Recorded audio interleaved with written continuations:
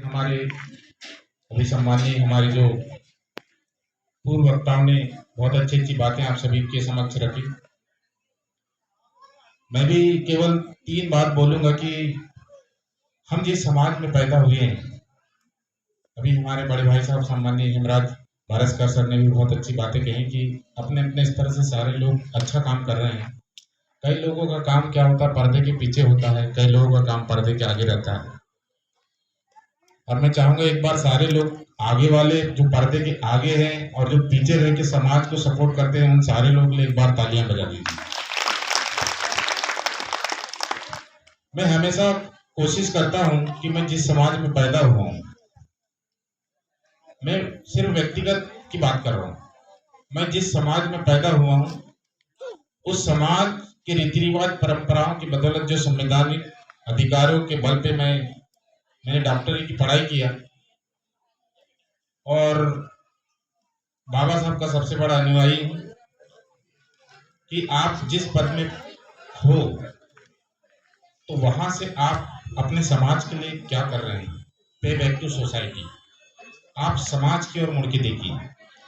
हर व्यक्ति से मेरा विनम्र निवेदन है कि आप जो भी काम कर रहे हैं, चाहे सरकारी विभाग में हो, चाहे प्राइवेट सेक्टर में काम कर रहे हैं, चाहे खेती बाड़ी में काम कर रहे हैं, समाज को 3 चीजें लौटा दीजिए कुछ अच्छा बनने के बाद।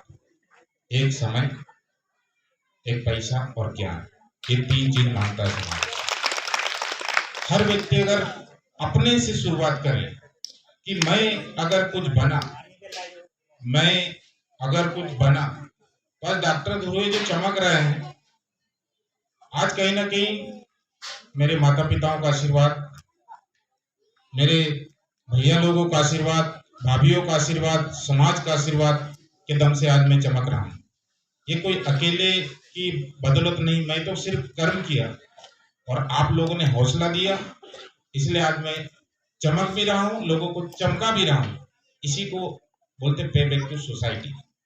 अगर हम संकल्प ले लें कि कुछ हम बने हैं, हमको हमारे बड़े भाई लोगों ने, हमारे काका बाबाओं ने हमको अगर पढ़ाया है, तो बनने के बाद हमारी एक नैतिक जिम्मेदारी बनती है कि उनके बच्चों को उठाने का काम हमको करना चाहिए।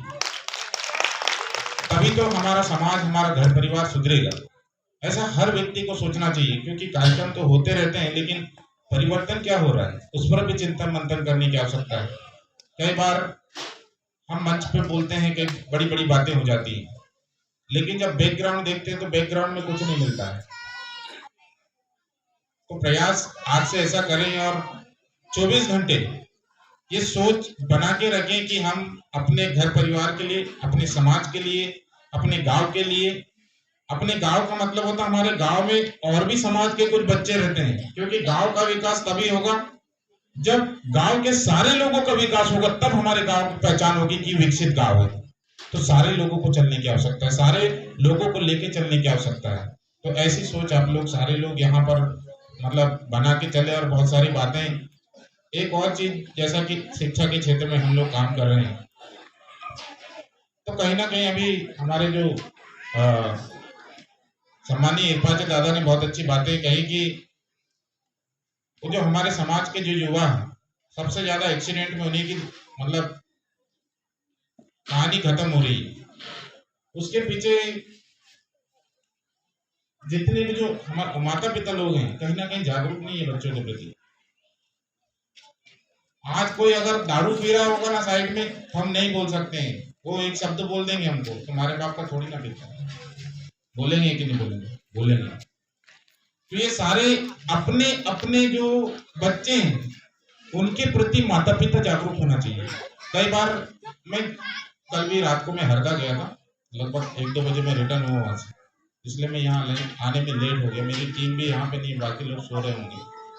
तो कहीं ना कहीं हमने देखा है कि रात दिन जो बच्चे जो सांस्कृतिक कार्यक्रम देने जाते हैं, वो अपनी कई माता पिता को ये भी नहीं पता रहता कि उनके बच्चे कहाँ जा रहे हैं, किसके साथ जा रहे हैं, कहाँ जा रहे हैं, क्या काम करने के लिए जा रहे हैं, कहाँ सो रहे हैं, कहाँ खा रहे हैं।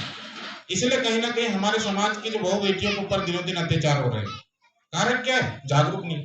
छोटे छोटे बच्चे, अभी फरवरी में एग्जाम है, अरे यहाँ अपने समाज के बच्चों में तो इतना टैलेंट है, कल पेपर है लेकिन वो रात के 2 बजे नाचते हैं। तो यार हमने भी पढ़ाई की है, पर हमने सारी चीज त्याग के फिजिक्स केमिस्ट्री बायोलॉजी की पढ़ाई की है। और अभी के जो नई पीढ़ी है, कल भले ही पेपर होगा लेकिन रात में पूरा नाचते हैं। अब तुम बताओ कि बच्चा पास कैसे होगा? इसके लिए भी जागरूक होने की आवश्यकता है। हम कहीं ना कहीं जागरूक नहीं है और फिर सरकार को दोष देते हैं कि शिक्षा व्यवस्था चौपट करके रखी। सरकार को हर चीज के लिए जो मतलब दोष देना नहीं चाहिए, मतलब कहीं ना कहीं हम भी जिम्मेदार हैं। अभी हमारे बड़े भाई साहब बैठे हैं, सम्मानित गोविंद सिंह धुर्वे जी, आज जो राजा धुर्वे चमक रहा है ना, माता पिता से भी ज्यादा अगर ऐसा भाई अगर हर व्यक्ति को मिले ना, तो जो मिट्टी बोलते हैं ना, मिट्टी को तपा तपा के बेहतरीन आकृति दे सकते हो। हम जो भी काम करते थे, आज भी भैया पूछते हैं कि कहाँ जा रहा है, छिंदवाड़ा जा रहा है, तो कौन सा काम है? अगर 100 रुपए देते थे उस समय, तो 100 रुपए के बारे में भी पूछते थे। तो कहीं ना कहीं माता पिता जागरूक होते हैं ना, तो बच्चे कभी नहीं बिगड़ते हैं।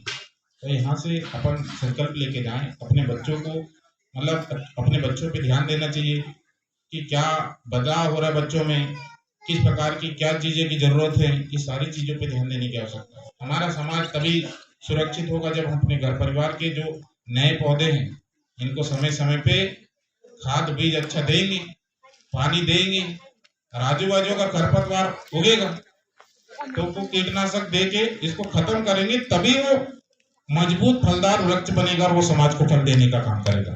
इसलिए भी जागरूक होने की आवश्यकता है।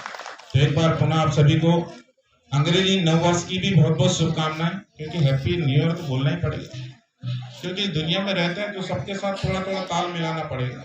अपन तो नए साल बातें वाले हैं, पर अंग्रेजी हैप्पी न्यू ईयर का भी बहुत बहुत शुभकामनाएं सभी। आयोजक टीम को बहुत बहुत धन्यवाद।